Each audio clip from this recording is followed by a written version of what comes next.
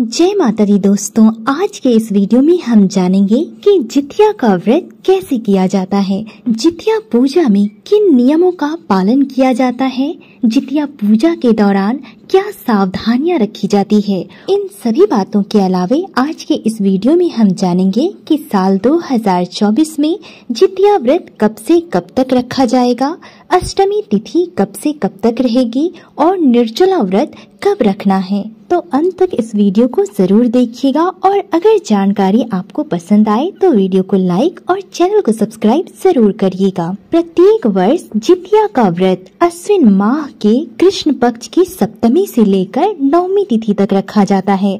सप्तमी तिथि को नहाय खाई किया जाता है, अष्टमी तिथि को निर्जला व्रत रखा जाता है और फिर नवमी तिथि को जितिया के व्रत का पारण किया जाता है। इस तरह से जितिया का व्रत 3 दिनों का होता है। यह पर्व बिहार, झारखंड समेत उत्तर प्रदेश और पश्चिम बंगाल के भी कई राज्यों में बड़े ही धूमधाम के साथ मनाया जाता है। सबसे पहले हम आपको बता दें कि जितिया का व्रत वर्ष 2024 में कब पड़ेगा। जैसा कि हम जानते हैं कि जितिया का व्रत अश्विन महीने के कृष्ण पक्ष की अष्टमी तिथि को रखा जाता है।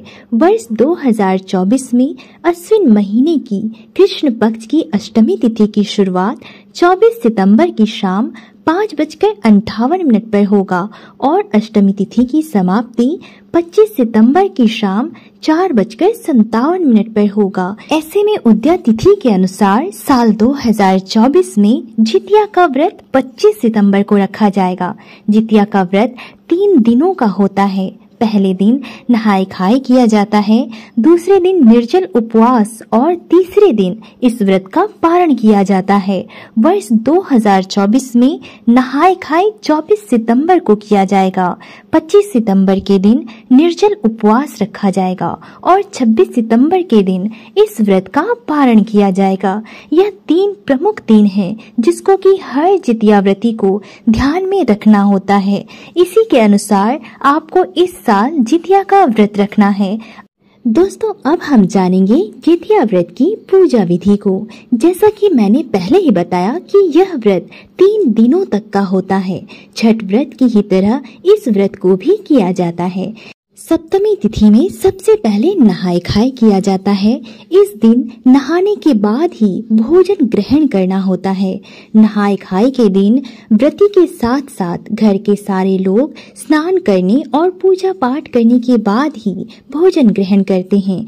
उसके लिए सबसे पहले घर के आंगन में जहाँ पर पूजा करनी हो वहाँ पर पोखर का आकार देते हुए एक छोटा सा गड्ढा खोदा जाता है। वैसे तो नहाय खाए का व्रत पोखर या तालाब में या फिर नदी के किनारे नहाकर ही किया जाता है, लेकिन जो जाने में समर्थ ना हो वे अपने घर के आंगन में ही पोखर या तालाब के आकार का छोटा सा गड्ढा खोदकर इस व्रत को करती हैं। आंगन में गड्ढा खोदने के बाद उसे साफ सुथरा करके उसमें स्वच्छ पानी भरा जाता है। इसके बाद गड्ढे में 5 सिंदूर के टीके लगाए जाते हैं। आज के दिन सरसों के तेल और खल से भगवान की पूजा की जाती है। इसके बाद झिमनी के पत्तों पर भगवान को भोग लगाया जाता है। आज के दिन मिट्टी और गाय के गोबर से चिल और सियार की प्रतिमा बनाई जाती है और उनकी ही पूजा की जाती है। इसके पीछे चील और सियार से जुड़ी हुई एक बहुत ही पौराणिक कथा है। इसके अलावे आज के दिन जिमुत वाहन भगवान की कुश से प्रतिमा बनाई जाती है और उनकी भी पूजा की जाती है। पूजा के बाद धूप दीप अगरबत्ती दिखाकर भगवान की आरती उतारी जाती है और उनसे अपनी संतान की लंबी आयु की कामना की जाती है। आंगन में पूजा करने के बाद घर के मंदिर में पूजा किया जाता है। वहाँ पर भी भगवान को झिमनी के पत्तों पर भोग लगाया जाता है और जितनी भी तरह के पकवान, फल, मिठाइयाँ इत्यादि लाई जाती है वह भगवान को भोग के तौर पर लगाया जाता है।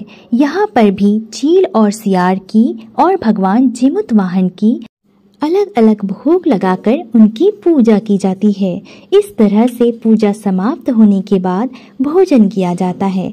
आज के दिन भोजन में तरह तरह की चीजें बनाई जाती है, चावल, दाल और कई तरह की सब्जियां, और उनके साथ कई जगह पर मरवे की रोटी और नोनी का साग भी खाया जाता है। वैसे तो मांस मछली किसी भी पूजा पाठ के दौरान वर्जित माना जाता है, लेकिन कई राज्यों में जितिया पर्व की शुरुआत मछली खाकर की जाती है। यदि आपके इधर भी ऐसी मान्यता हो तो आप इसका पालन कर सकते हैं। इसके अगले दिन निर्जल उपवास रखा जाता है। निर्जल उपवास के दिन सुबह सवेरे जल्दी उठा जाता है और उसके बाद स्नान इत्यादि करके महिलाएं पूजा पाठ करती हैं और फिर पूरा दिन निर्जल उपवास रखती हैं।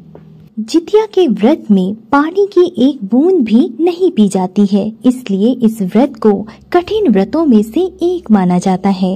निर्जला व्रत के दिन शाम के समय में जीमूतवाहन भगवान की पूजा की जाती है और डलिया बांधा जाता है।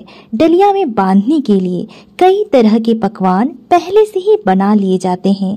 5 तरह के फल, नारियल और मिठाइयाँ इस डलिया में भरे जाते हैं। साथ ही कुछ रुपए भी इस डलिया में डाले जाते हैं। अगर आपको स्टेप बाय स्टेप जानना है कि डलिया कैसे भरा जाता है और नहाय खाए की पूजा कैसे की जाती है, तो आप हमारे चैनल को सब्सक्राइब जरूर कर लें।